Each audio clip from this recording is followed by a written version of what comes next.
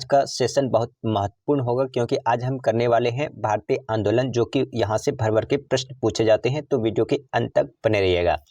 यहाँ पे पहला प्रश्न पूछा है, by the which act British tried to the impose has on Indian press and to arrest the leaders. यानी कि अंग्रेज सरकार ने किस एक्ट के द्वारा भारतीय प्रेस पर पाबंदी लगा दिया और नेताओं को बंदी बनाने की कोशिश की। तो यहाँ पे आंसर हो जाएगा वर्नाकुलर प्रेस एक्ट। ये भी पूछा जा सकता है कि वर्नाकुलर प्रेस एक्ट कब लागू किया गया था, तो ये 1878 ईस्वी में लागू किया गया था। चलिए अगला प्रश्न यहाँ पे देखिए क्या पूछा है, आयुध अधिनियम 1878 एवं वर्नाकुलर प्रेस एक्ट अधिनियम 1878 किसके शासनकाल में पारित किए गए थे। तो यहाँ पे हो जाएगा लॉर्ड लिटन के समय में पारित किए गए थे। इस पॉइंट को ध्यान रखिएगा और याद रखिएगा, आयुध अधिनियम का मतलब होता है आर्म्स एक्ट 1878 और वर्नाकुलर प्रेस एक्ट 1878, दोनों ही 1878 में लॉर्ड लिटन के समय काल में लगाया गया था। आर्म्स एक्ट ये था कि यानी कि कोई भी भारतीय आर्म्स यानी कि बंदूक पिस्टल ये नहीं रख सकते हैं। और प्रेस एक्ट का मतलब है कि कोई भी जो भारतीय प्रेस हैं वो अंग्रेजों के खिलाफ कोई भी चीजें वो प्रेस में नहीं छाप सकते हैं। अगर ऐसा किसी ने किया तो उसके खिलाफ दंड कार्रवाई की जाएगी। ठीक है, चलिए अगला यहाँ पे देख सकते हैं, अंग्रेजी शासन के प्रति असंतोष का अन्य कारण थे क्या। भारतीय सशस्त्र अधिनियम 1878, भारतीय हथियार नहीं रख सकते, यानी कोई भी व्यक्ति भारतीय जो होगा वो हथियार नहीं रख सकते हैं, लेकिन जो अमेरिकन जो ब्रिटिश लोग होगा वो हथियार रख सकते हैं। ये सशस्त्र अधिनियम 1878 लॉर्ड लिटन के समय में ये बातें लिखी गई थी। और जो वर्नाकुलर प्रेस एक्ट था अधिनियम था, ये लॉर्ड लिटन ने इसे पारित इसलिए किया क्योंकि लोगों को शांत कराने के लिए था, जो कि सरकार आलोचक थे, यानी कि जो सरकार के आलोचक थे, सरकार के खिलाफ कुछ से कुछ लिखते थे, लोगों को भड़काते थे और लोगों को तो इस स्थिति में ये क्या करते थे, इस एक्ट के तहत वर्नाकुलर प्रेस एक्ट के तहत लोगों को ये बोला गया कि कोई भी बिना सरकार से पूछे या बिना सरकार को बताए कोई भी पेपर में कुछ नहीं छाप सकता है। इसके अंतर्गत यदि अखबार की सामग्री आपत्तिजनक है तो सरकार अखबार की संपत्तियों को जब्त कर सकती थी। इस प्रेस में ये एक्ट में ये लिखा था। चलिए अगला प्रश्न यहाँ पे देखिए, कह रहे हैं कि भारतीयों में उपनिवेशी शासन के संदर्भ में 1883 में इल्बर्ट बिल पास किया गया था। उपनिवेशी शासन के दौरान में 1800, यहाँ एक पॉइंट ये भी बनता है कि इल्बर्ट विस्कर्प लाया गया था तो 1883 में लॉर्ड ठीक है। तो अब इसका उद्देश्य क्या था, तो देखिए इसका उद्देश्य था ये कि क्या था, the bring Indians and European, जो यूरोपियन थे और इंडियंस थे इन दोनों को समानता लाना। जहां तक कि अदालतों की दंडिक अधिकारिता है वो संबंध था भारतीय तथा यूरोपियों को एक समान पे लाना। कारण यहाँ पे देखिए क्या है, जो भारतीय थे, जो इंडियन थे और जो यूरोपियन थे, यानी कि इंडियन जज इंडियन पर मुकदमा चला सकते थे और इंग्लैंड के जो जज यानी कि यूरोपीय जो जज थे वो यूरोपियो पे भी लगा सकते थे और इंडियन पे लगाते, लेकिन जो इंडियन जो जज हुआ करता था वो यूरोपीय लोगों पर वो मुकदमा नहीं चला सकते थे। ये था इसमें, और इसी को समानता लाने के लिए इल्बर्ट बिल को लाया गया था। चलिए अगला प्रश्न करते हैं। अगला यहाँ पे देख सकते हैं इल्बर्ट बिल के बारे में यहाँ पे दिया गया है कि इल्बर्ट बिल, देखिए इल्बर्ट बिल 1883 में लाया गया था। भारतीय और ब्रिटिश न्यायाधीशों के बीच समानता रखने के लिए भारतीय द्वारा यूरोपीय व्यक्तियों पर मुकदमे देखे गए, लेकिन इस विधेयक को गोरों के विरोध में रूप में वापस ले लिया गया। यानी कि जो ब्रिटिश थे ब्रिटिश के विरोध में बहुत विरोध किया ब्रिटिश ने, ऐसा नहीं यानी कि ब्रिटिश ये नहीं चाहते थे कि इल्बर्ट बिल लाया जाए, क्योंकि अगर इल्बर्ट बिल लाता तो भारतीय लोग अंग्रेजों के खिलाफ भी मुकदमा चला सकते थे, और इसलिए बाद में इस बिल को क्या किया, वापस ले लिया गया। 1877 में दिल्ली में शाही दरबार का आयोजन किया गया था। शाही यानी कि जिसे दिल्ली दरबार का आयोजन कहते हैं, तो 1803 दिल्ली में 3 दरबार आयोजन किया गया था, एक 1877 में और एक 1903 ईस्वी में और एक 1911 ईस्वी में। 3 बार दिल्ली में दरबार आयोजन किया गया था। तो वही कह रहे हैं कि में हुआ था जब एक देश भयानक अकाल पीड़ा से था, जिसके कारण लोगों को यह विश्वास हो गया कि उनके शासन के जीवन के लिए तक भी बहुत कम चिंता है। तो यहाँ पे देखिए किसके द्वारा लाया गया था, तो लॉर्ड लिटन के द्वारा। लॉर्ड लिटन ने इस बिल को लाया था और लॉर्ड रिपन ने इस बिल को क्या कर दिया था, खत्म कर दिया था। चलिए अगला प्रश्न यहाँ पे देखें, और अगला प्रश्न करने से पहले मैं बता दूं, अगर आप आई एग्जाम एकेडमी यूट्यूब चैनल पर नए हैं तो कृपया चैनल को सब्सक्राइब कर लीजिएगा, और हाँ, अपने दोस्तों को भी जरूर शेयर करिएगा ताकि आप इस तरह से रेगुलर सेशन को देख सके। भारतीय राष्ट्रीय कांग्रेस की स्थापना की गई, तो देखिए भारतीय राष्ट्रीय कांग्रेस की स्थापना 1885 में की गई थी। कहाँ पर? बॉम्बे में किया गया था। कहाँ पर? बॉम्बे में। ठीक है, तो इस पॉइंट को देखना और यहाँ पे अगर आपसे पूछे कि सबसे पहले भारतीय राष्ट्रीय कांग्रेस यानी कि आईएनसी इंडियन नेशनल कांग्रेस के अध्यक्ष कौन थे? तो डब्ल्यूसी बनर्जी थे, डब्ल्यूसी बनर्जी। और स्थापना किसने किया है? तो एओ ह्यूम ने इसकी स्थापना किया था। इस तीनों पॉइंट को याद रखिएगा, यहाँ से पेपर में पूछे जाते हैं। अगला प्रश्न पूछा है कि भारतीय राष्ट्रीय कांग्रेस की स्थापना की थी, तो भारतीय राष्ट्रीय कांग्रेस की स्थापना किसने की थी? तो एओ ह्यूम ने कब किया था? 1885 में। कहाँ पर? तो बम्बई में। प्रथम अध्यक्ष कौन थे? तो डब्ल्यूसी बनर्जी प्रथम अध्यक्ष थे। इस पॉइंट को याद रखिएगा। अगर एनी बेसेंट की बात करें तो भारतीय नेशनल कांग्रेस का कलकत्ता में 1917 में एक अधिवेशन होता था, और उसी अधिवेशन में एनी बेसेंट को महिला अध्यक्ष बनाया गया था भारतीय राष्ट्रीय कांग्रेस का, जो कि ये महिला एनी बेसेंट ये आयरलैंड के रहने वाले थे। चलिए अगला प्रश्न करते हैं। अगला प्रश्न यहाँ पे पूछा है कि भारतीय राष्ट्रीय कांग्रेस की स्थापना की गई थी, तो किसने किया था? एओ ह्यूम ने किया था। इस पॉइंट को ध्यान रखेंगे। अगला है Indian National Congress was formed in 1805, यानी कि 1885 में इंडियन नेशनल कांग्रेस की स्थापना किया गया था। तो उस समय कौन थे वायसराय? तो यहाँ पे लॉर्ड डफरिन हो जाएगा। लॉर्ड डफरिन थे वायसराय। इस पॉइंट को ध्यान रखेंगे। अगला प्रश्न यहाँ पे देखिए, भारतीय राष्ट्रीय कांग्रेस के अध्यक्ष के रूप में चुने जाने वाले पहले मुस्लिम कौन थे? तो 1887 में एक सेशन हुआ करता था मद्रास में। कहाँ पर? मद्रास में। ठीक है, 1887 में मद्रास में सेशन हुआ था आईएनसी का, इंडियन नेशनल कांग्रेस का, और यहीं पर दादा ये बदरुद्दीन तैयब जी इनका अध्यक्ष थे। कौन? बदरुद्दीन तैयब जी। कब? 1887 में आईएनसी का अध्यक्ष, और ये भारत के यानी कि इंडियन नेशनल कांग्रेस के प्रथम मुस्लिम थे। चलिए अगला यहाँ पे देखते हैं। अगला प्रश्न करने से पहले मैं बता दूं, अगर आप आई एग्जाम एकेडमी यूट्यूब चैनल पे नए हैं तो कृपया चैनल को सब्सक्राइब कर लें, और हाँ, अपने दोस्तों को जरूर शेयर करें। The first Muslim to be the elected as the president of Indian National Congress was, यानी कि पहला मुस्लिम का नाम बताइए जो कि आईएनसी यानी इंडियन नेशनल कांग्रेस का पहले अध्यक्ष है। तो अभी अभी हमने देखा कि कांग्रेस का अधिवेशन हुआ था कहाँ? 1887 में। कहाँ पर? तो मद्रास में। कहाँ पर? मद्रास में। और यहीं पर बदरुद्दीन तैयब यानी बदरुद्दीन तैयब जी को अध्यक्ष चुना गया था इंडियन नेशनल कांग्रेस ने। अगला प्रश्न यहाँ पे देखिए, where was the first Congress session held in Bihar? Bihar में सबसे पहली बार कांग्रेस का सत्र कहाँ पे आयोजित किया गया था? तो देखिए 1912 ईस्वी में पटना में सत्र को आयोजन किया गया था। 1912 ईस्वी में। ठीक है, यहाँ पे देख सकते हैं बिहार में 3 बार आयोजन, यानी कि कांग्रेस स्वतंत्रता से पूर्व बिहार में जब हमें स्वतंत्रता प्राप्त नहीं हुई, यानी कि स्वतंत्रता से पूर्व यानी 1947 से पहले बिहार में 3 बार कांग्रेस का सत्र हुआ था। कहाँ कहाँ देखे? 1912 में जो सत्र हुआ था वो 27वां था, जो कि बंकीपुर कहाँ पर? पटना में हुआ था। अध्यक्ष कौन थे? नरसिंह मधोलकर। रघुनाथ नरसिंह मधोलकर इसके अध्यक्ष थे। उसके अलावा यहाँ पे दूसरे नंबर की बात करें तो यहाँ पे दूसरे नंबर पे 1922 ईस्वी में 38वां अधिवेशन यहाँ पे हुआ था। 1922 में 38वां, 12 में 27वां, 1912 में 38वां, और जो 1922 में हुआ था वो गया में हुआ था, और ये देश बंधु चित्तरंजन दास। ठीक है, देश बंधु चित्तरंजन दास इसके अध्यक्ष। और उसके बाद तीसरे नंबर की जो हुआ था वो 1940 में हुआ था। ये 53वां अधिवेशन हुआ था रामगढ़, जो कि अभी वर्तमान कहाँ पे है? झारखंड में है। और इसकी जो अध्यक्षता की थी वो की थी मौलाना अबुल कलाम आज़ाद ने किया था। तो इस स्लाइड को ध्यान रखिएगा, यहाँ से कई प्रश्न पूछे जा सकते हैं। इस पॉइंट को ध्यान रखिएगा। चलिए अगला प्रश्न यहाँ पे देखिए क्या पूछा है कि बदरुद्दीन तैयब कांग्रेस के किस अधिवेशन के पहले मुस्लिम अध्यक्ष बने थे? तो अभी अभी हमने देखा कि 1887 में मद्रास में अधिवेशन हुआ था, और यहीं पर इंडियन नेशनल कांग्रेस का प्रथम मुस्लिम अध्यक्ष बदरुद्दीन तैयब जी थे। तो यहाँ पे देखिए 1837, लेकिन ये वाला कलकत्ता है तो कलकत्ता वाला में नहीं हुआ था। ठीक है, अब मद्रास में हुआ था कब? 1800। तो ऑप्शन नंबर क्या हो जाएगा हमारा? सी हो जाएगा। इस पॉइंट को ध्यान रखेंगे। अगला प्रश्न है, which of the following political parties was the called Rajendra का कारखाना? ठीक है, राजद्रोह का कारखाना। कौन सी पॉलिटिकल पार्टी को जो ब्रिटिश थे वो ब्रिटिश राजद्रोह का कारखाना कहते थे? तो वो इंडियन नेशनल कांग्रेस यानी इंडियन नेशनल कांग्रेस को राजद्रोह का कारखाना वो लोग कहा करते थे। यहाँ पे देख सकते हैं कि भारतीय राष्ट्रीय कांग्रेस को अंग्रेज द्वारा राजद्रोह का कारखाना कहा जाता था। लॉर्ड डफरिन ने कांग्रेस को अदूरदर्शी अल्पसंख्यक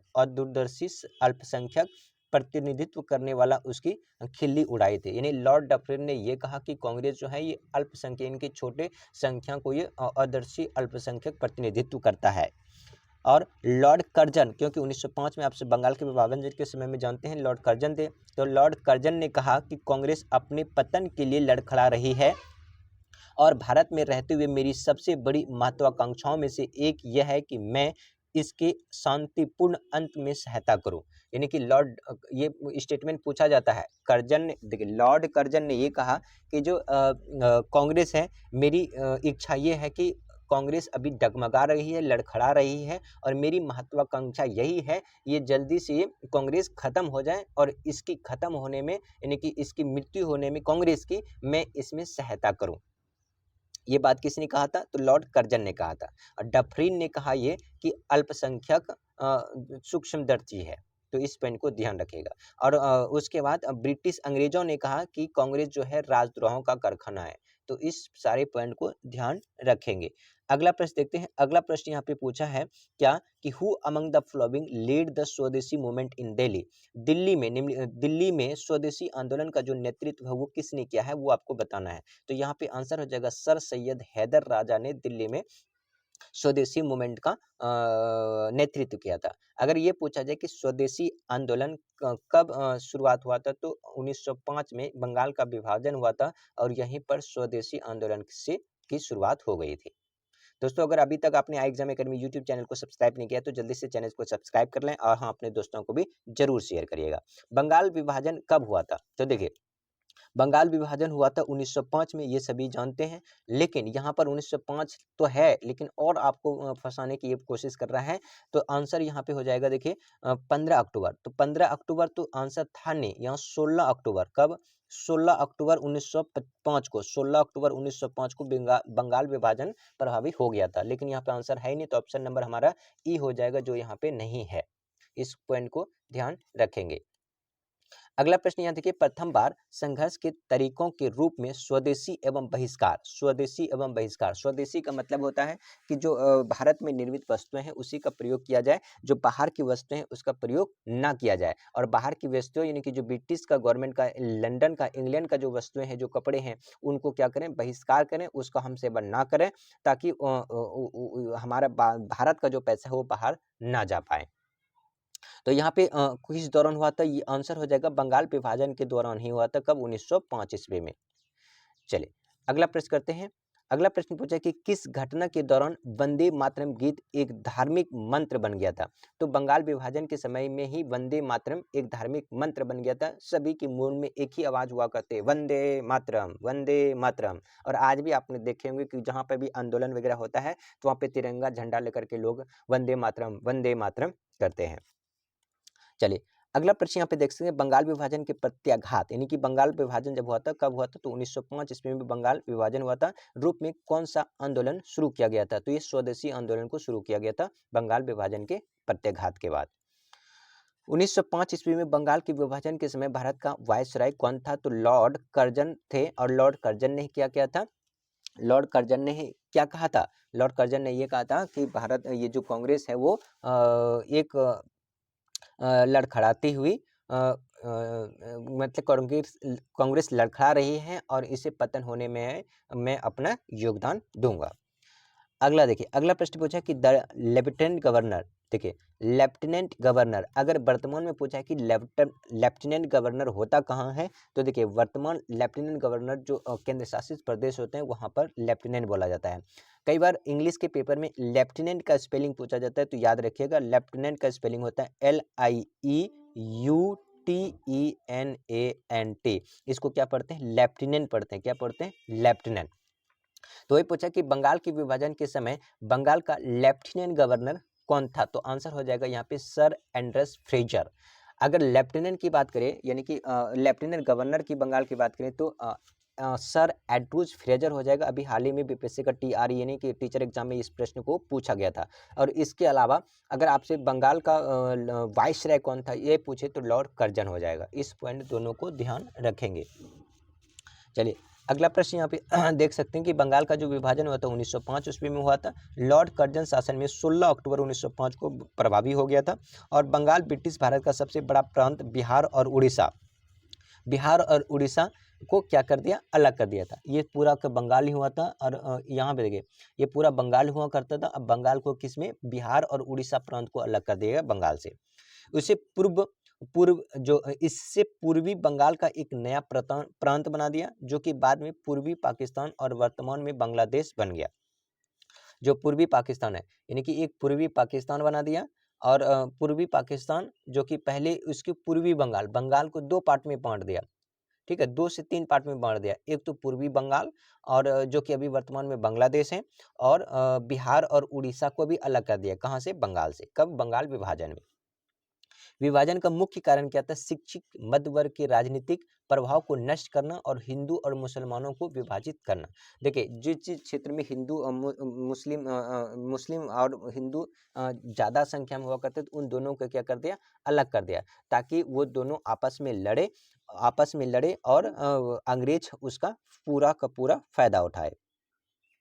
चलिए अगला देखते हैं। अगला प्रश्न करने से पहले मैं बता दूं, अभी तक आपने आई एग्जाम एकेडमी यूट्यूब चैनल को सब्सक्राइब नहीं किया तो जल्दी से चैनल को सब्सक्राइब कर लें। और हाँ, अपने दोस्तों को भी जरूर शेयर करें ताकि मैं आपको रेगुलर इस तरह की सेशन लेकर आता रहूं।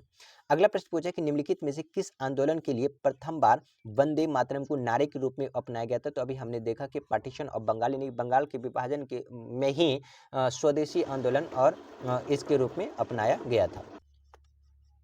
चलिए अगला करते हैं।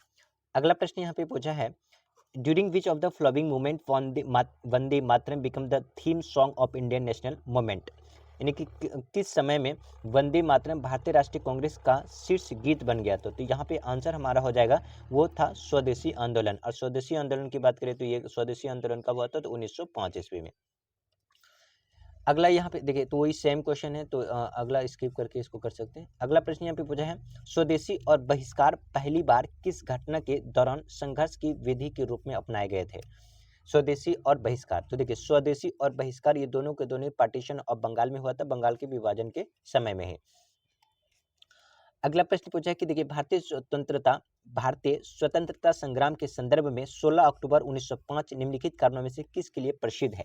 तो देखिए 1905 में जो बंगाल का विभाजन हुआ था तो इसलिए प्रसिद्ध है क्योंकि यहाँ पे देखिए कलकत्ता के टाउन हॉल में स्वदेशी आंदोलन औपचारिक रूप से किया गया था, घोषणा किया गया था, या फिर partition of Bengal took effect. देखिए तो 16 अक्टूबर कब, यहाँ पे ये आंसर नहीं होगा। 16 अक्टूबर कब, 16 अक्टूबर 1905 ईस्वी में क्या हुआ था, बंगाल का विभाजन होता। और इसी के कारण क्या हुआ था, भारतीय स्वतंत्रता संग्राम में 16 अक्टूबर 1905 को निम्नलिखित कारणों में से एक था। तो ऑप्शन नंबर यहाँ पे हमारा बी हो जाएगा।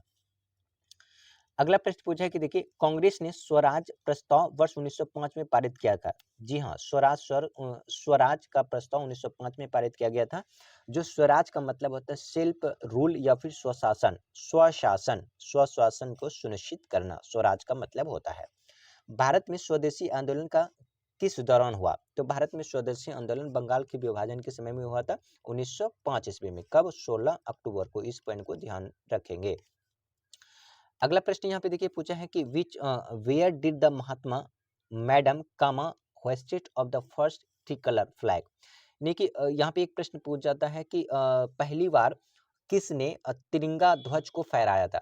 तो 1907 में पहली बार फहराया था किसने, तो मैडम भीखाजी कामा ने फहराया था। कहाँ पर, तो स्टुटगार्ट में, जो ये कहाँ है, जर्मनी में है। कहाँ पर, जर्मनी में। ठीक, जर्मनी में। और यहीं पर 1907 में मैडम भीखाजी कामा ने तिरंगा झंडे को फहराया था।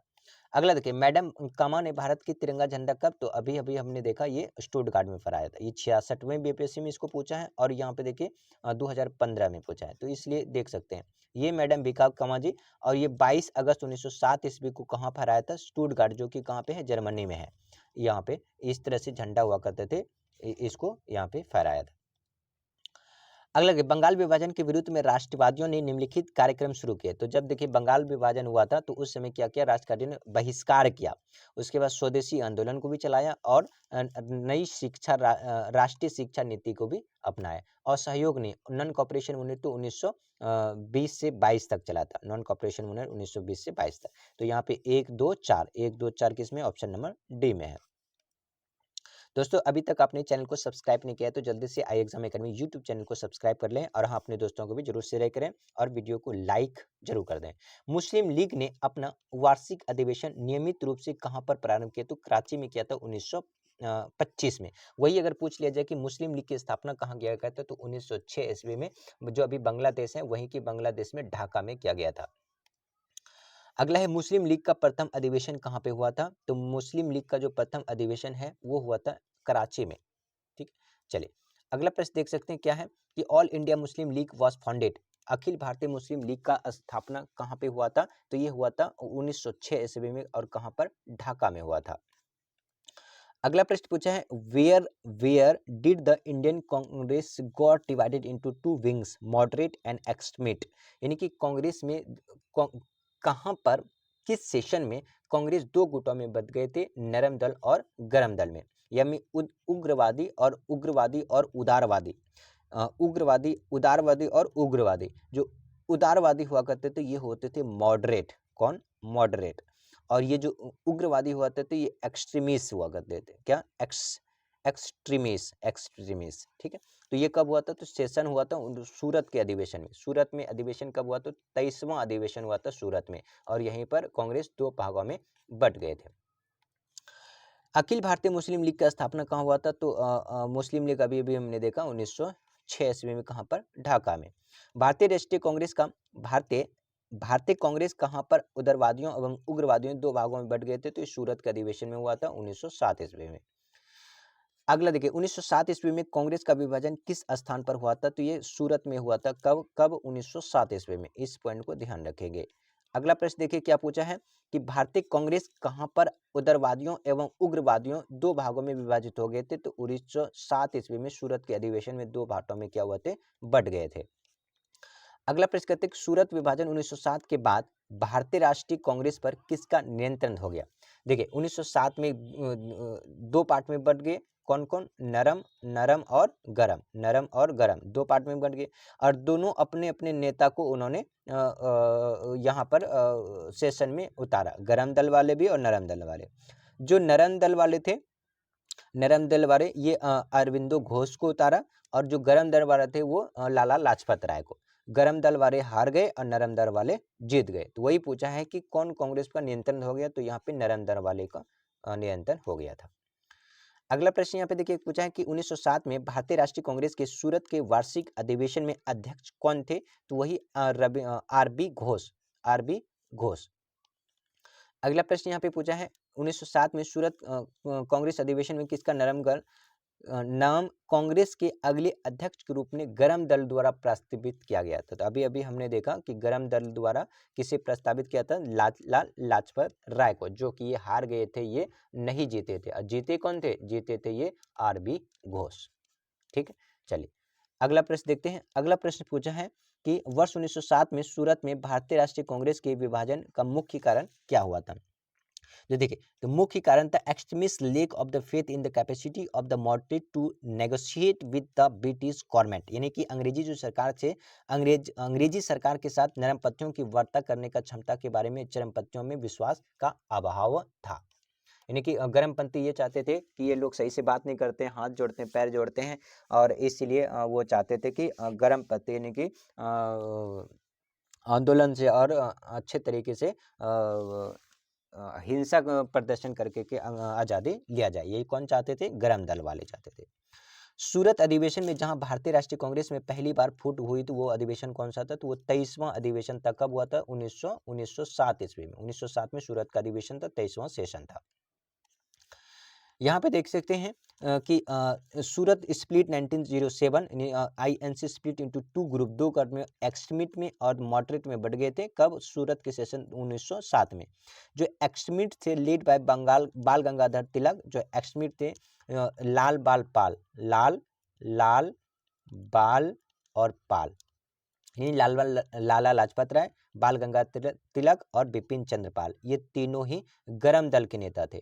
ठीक है, कौन थे? गर्म दल के नेता थे। और अरविंदो घोष ये, और जबकि जो गर्म दल का, ये गर्म दल के थे और नरम एक्सट्रीमिस्ट थे। ठीक है, और लाला लाजपत राय अब मॉडरेट थे, गोपाल कृष्ण खोगले जो कि महात्मा गांधी के पॉलिटिकल गुरु हुआ करते थे। भारतीय राष्ट्रीय कांग्रेस के बनारस अधिवेशन 1905 में हुआ था, इसकी अध्यक्षता किसने की है वो आपको बताना है। तो यहाँ पे आंसर हो जाएगा गोपाल कृष्ण खोगले। बनारस ये महात्मा गांधी के गुरु थे, और बनारस में अध्यक्षता किसने की थी? गोपाल कृष्ण खोगले ने की। अगला यहाँ पे देखिए 1905 में बनारस में क्या हुआ था? अधिवेशन हुआ था, और presided by the Gopal Krishna Gokhale था, और एक्सप्रेस्ड ठीक है resentment against the British Bengal, और बंगाल विभाग के उन्होंने किया था आक्रोश था। क्या था? आक्रोश। किसको? गोपाल कृष्ण खोगले। और ये थे कौन? 1905 के बनारस के अधिवेशन में अध्यक्ष थे। किसके? इंडियन नेशनल कांग्रेस के। अगला है बंगाल विभाजन की घोषणा किसके द्वारा की गई? दोस्तों अभी तक आपने आई एग्जाम एकेडमी यूट्यूब चैनल को सब्सक्राइब नहीं किया तो जल्दी से चैनल को सब्सक्राइब कर लें, और अपने दोस्तों को जरूर शेयर करें। यहाँ से भर भर के क्वेश्चंस पूछे जाते हैं, और ये सभी के सभी प्रीवियस ईयर प्रश्न है। बंगाल विभाजन की घोषणा किसके द्वारा की गई थी? तो उस समय लॉर्ड कर्जन थे। कौन थे? Lord Curzon. कब? 1905 की बात होता है। अगला प्रश्न यहाँ पे देखिए पूछा कि आधुनिक बिहार का निर्माता किसे कहा जाता है? तो आधुनिक बिहार का निर्माता सच्चिदानंद सिन्हा को आधुनिक बिहार का निर्माता बोला जाता है। अगला प्रश्न है एक भारतीय राज्य के रूप में बिहार कब बना? तो 1936 में भारतीय राज्य के रूप में बिहार बना। यहाँ पे देखिए 1913 में पटना में अनुशीलन समिति की एक शाखा की स्थापना किसने किया? तो सचिंद्र सन्याल ने किया। अगर ये पूछा जाए कि सबसे पहले अनुशीलन समिति की गठन कहाँ किया गया था? तो कलकत्ता में किया था। कब किया गया था? 1902 में किया गया था। अगला प्रश्न है कि पटना में 1913 में अनुशीलन समिति की शाखा की, तो वही सेम क्वेश्चन है, तो ऑप्शन नंबर हमारा हो जाएगा सचिन सन्याल। ठीक है, चलिए अगला प्रश्न यहाँ पे देख सकते हैं, ये है सचिन सन्याल, जो कि अनुशीलन समिति वॉज इंस्टैब्लिश पटना में सचिन सन्याल के द्वारा कब? 1913 में किया गया। और एंड बंकिम चंद्र, ठीक है, बंकिम चंद्र मित्र ऑफ बीएन कॉलेज की स्थापना बंकिम चंद्र मित्र ने किया था, बीएन कॉलेज। अगला प्रश्न यहाँ पे देखिए पूछा है कि 1913 में पटना में अनुशीलन समिति की एक शाखा स्थापना किया गया था। कौन किया गया? तो सचिन सन्याल ने किया गया था।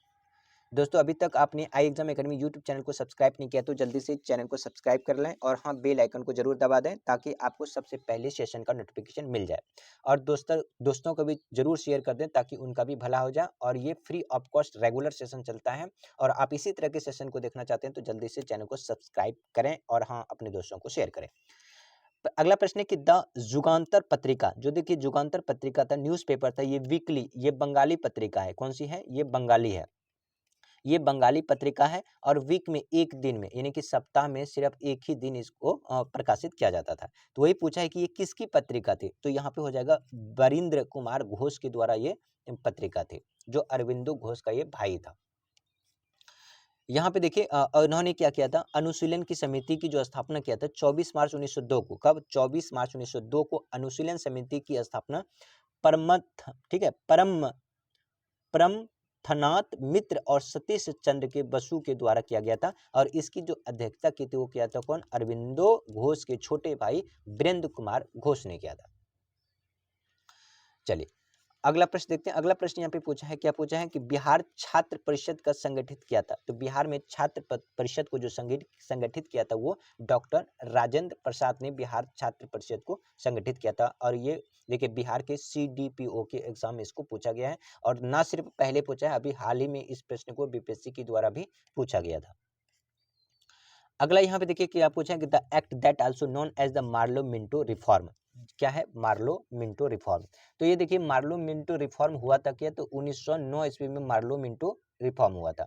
देखिए एक हुआ था वायसराय। ठीक है, यहाँ पे अगर मार्ले की बात करें तो ये मार्ले जो था ये बिहार राज्य का सचिव हुआ करता था। कब? ये सचिव हुआ करता था, ये सचिव हुआ करता था। और जो मार्ले और जो मिंटो है, कौन? मिंटो। ठीक है, ये मिंटो जो है, ये मिंटो क्या हुआ था? वायसराय हुआ करता था। कौन? वायसराय। तो इन्हीं दोनों ने उस समय थे, और जिसके कारण हुआ इंडियन काउंसिल एक्ट 1909 की बात करते हैं। चलिए अगला प्रश्न तो सेम आ गया। अगला प्रश्न यहाँ पे देखिए क्या है? भारतीय ठीक है। जब भारतीय परिषद अधिनियम 1919 यानी कि 1909 अधिनियम किया गया तो भारत का वायसरॉय कौन था? तो अभी अभी मैंने आपको बताया वो कौन था, मिंटो था। मिंटो था वायसरॉय, मिंटो था वायसरॉय, और जो मार्ले था ये सचिव था। कौन था? सचिव। तो ये सचिव था और ये वो था कब? भारत शासन अधिनियम 1909 के 9 में।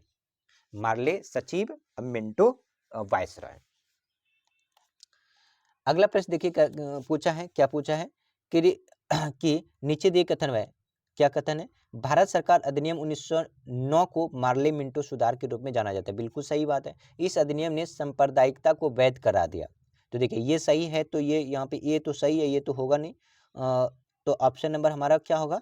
इस अधिनियम की सांप्रदायिकता को वैध करा दिया, तो वैध नहीं कराया था, तो यहाँ पे बी रीजन होगा ही नहीं। तो ए सही है बट बी गलत है, तो यहाँ पे ऑप्शन नंबर हमारा हो जाएगा दूसरा।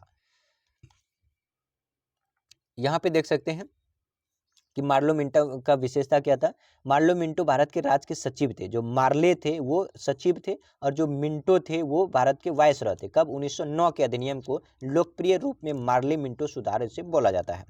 केंद्रीय विधान परिषद के लिए विधान परिषदों की सदस्यता 16 से बढ़ाकर 60 कर दी गई और प्रांतीय विधान परिषदों का एक समान कर दिया गया। यहाँ पे देखिए विधान परिषद की जो सीट थी वो 16 से बढ़ाकर कितना कर दिया? 16 से बढ़ाकर 60 कर दिया। और इसके अलावा मुस्लिम और मुस्लिम कम्युनिटी के लिए अलग से सेपरेट यानी कि जो इलेक्टोरल वोट था यानी कि वोटिंग था वो सेपरेट कर दिया, यानी कि अलग अलग में बांट दिया ताकि हिंदू मुस्लिम करे और ये फायदा उठाए। यहाँ पे देख सकते हैं क्या है, सत्येंद्र प्रसाद, ठीक है, सिन्हा। जो सत्येंद्र प्रसाद सिन्हा थे ये appointed the law member was the first Indian to enter the, यानी कि जो वायसराय और गवर्नरों की कार्यकारी परिषदों में भारतीयों को पहली बार शामिल किया गया था। यानी कि भारत में ऐसा पहला मौका आया जो कि सत्येंद्र प्रसाद को, यानी कि सत्येंद्र प्रसाद को क्या किया गया, जो वायसराय और गवर्नर की कार्यकारी परिषद हुआ करते थे वहां पर इनको चुना गया। इससे पहले किसी भी भारतीय को यहाँ पर इस पद पर और इतने बड़े पद पर पद नहीं मिला था। तो सत्येंद्र प्रसाद सिन्हा को कानून द्वारा सदस्य के रूप में नियुक्त किया गया था और वो वायसराय की कार्यकारी परिषद में शामिल हो गया और वो पहले भारतीय थे, इससे पहले कोई नहीं था। इस पॉइंट को ध्यान रखेंगे। अगला प्रश्न पूछा है कि भारतीय के विरोध के कारण बंगाल को फिर से कब एकीकृत किया गया था? तो देखिए 1905 में बंगाल को तो विभाजन कर दिया गया, लेकिन 1911 में दिल्ली दरबार का आयोजन किया गया था और वहीं पे फिर दोबारा उनको एकीकृत कर दिया गया। अगला प्रश्न यहाँ पे देखिए पूछा है कि बंगाल का एकीकरण किस सन में हुआ था? तो एकीकरण हुआ था 1912 ईस्वी में। दरबार लगा था 1911 में और 12 में एकीकृत कर दिया गया। दिल्ली भारत की राजधानी कब बनी? तो देखिए 1911 में प्रस्तावित हुआ था, यानी कि बताया गया कि जो भारत की राजधानी अभी वर्तमान कहाँ पे है? कलकत्ता में है। तो इसे 1900 हम क्या करेंगे कि कलकत्ता से कहाँ ले जाएंगे? दिल्ली ले जाएंगे। 1911 में घोषणा हुई थी, लेकिन पूर्ण रूप से 1912 ईस्वी में भारत की राजधानी कलकत्ता से दिल्ली हस्तांतरित कर दिया गया था। दोस्तों अभी तक आपने आई एग्जाम एकेडमी यूट्यूब चैनल को सब्सक्राइब नहीं किया तो जल्दी से आई एग्जाम एकेडमी यूट्यूब चैनल को सब्सक्राइब कर लें और हाँ अपने दोस्तों को भी जरूर शेयर करें ताकि आप एक रेगुलर इस तरह के सेशन को देखना चाहते हैं, क्योंकि यहीं से आपके प्रश्न में बनेगा और यहीं आपका सिलेक्शन वाला सीरीज हम चला रहे हैं। भारत की राजधानी कलकत्ता से दिल्ली कब बनाया गया था? तो 1912 ईस्वी में किया गया था। अभी अभी हमने इसको देखा। देखिए CDPO की परीक्षा 2005 में इस प्रश्न को यहाँ पे पूछा।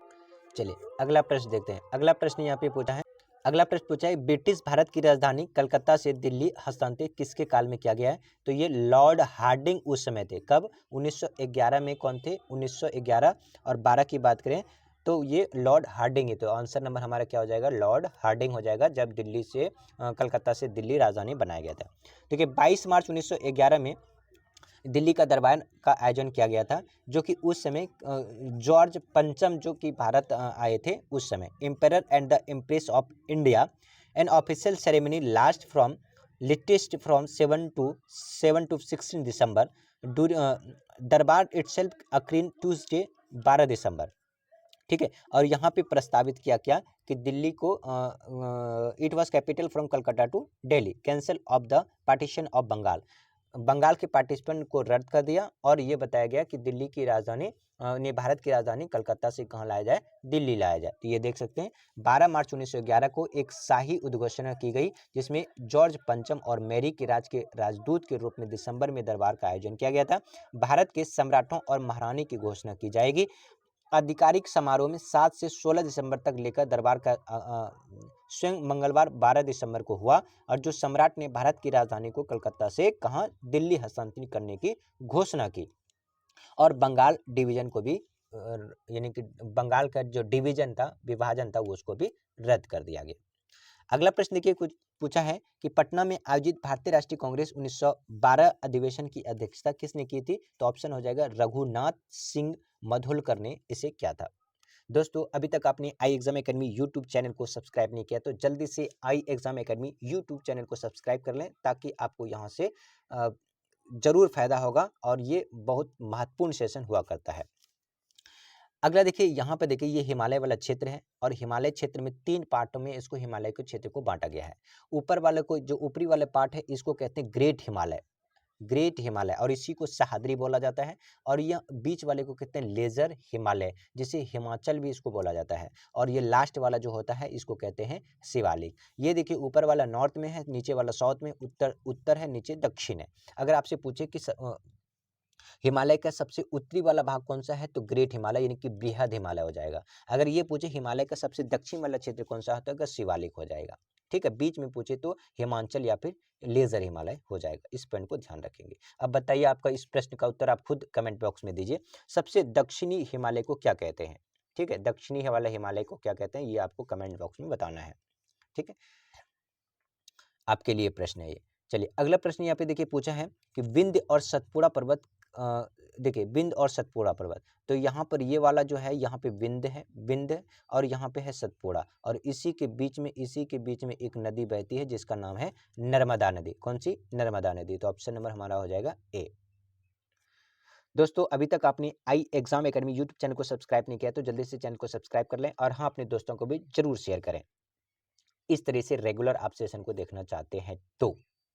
अगला यहाँ पे देखिए, यहाँ से पूछा जाता है इमिग्रेशन का मतलब क्या होता है? इमिग्रेशन का मतलब होता है when a person inter a new country, जब एक देश से दूसरे जगह चला जाता है तो उसे कहते हैं इमिग्रेशन। और when a person leave a country, जब एक कंट्री छोड़ते तो उसे कहते हैं इमिग्रेशन। दोनों को ध्यान रखेंगे, क्या? इमिग्रेशन और इमिग्रेशन। अगला प्रश्न देखिए पूछा है जनसंख्या परिवर्तन के 3 मुख्य कारण क्या है? जनसंख्या परिवर्तन, आपने देखा होगा कि किसी गांव का जनसंख्या बढ़ जाता है, किसी गांव का जनसंख्या कम हो जाता है, या किसी शहर की जनसंख्या बढ़ जाती है और किसी शहर की जनसंख्या घट जाती है। जैसे दिल्ली की जनसंख्या दिन प्रतिदिन बढ़ती जा रही है और गाँवों की जनसंख्या दिन प्रतिदिन घटती जा रही है। कारण क्या है? लोग गाँव से छोड़कर कहाँ जा रहे हैं? शहर में जा रहे हैं। तो वही पूछा कि क्या रीजन है, तो यहाँ पे हो जाएगा बर्थ यानी कि जन्म है, डेथ है और माइग्रेशन है। ठीक है, इस तीनों पॉइंट के कारण जनसंख्या में परिवर्तन हो रहा है। तो दोस्तों, आज के लिए रखते हैं इतना ही, क्योंकि फिर सेशन हमारा लंबा हो जाता है। अगर इसी तरह से रेगुलर आप सेशन को देखना चाहते हैं तो कमेंट बॉक्स में कमेंट जरूर करें और हाँ, अपने दोस्तों को भी इस चैनल का इसे शेयर करें ताकि उनका भी भला हो जाए। Thank you for watching. Bye bye, take care, keep learning, keep watching.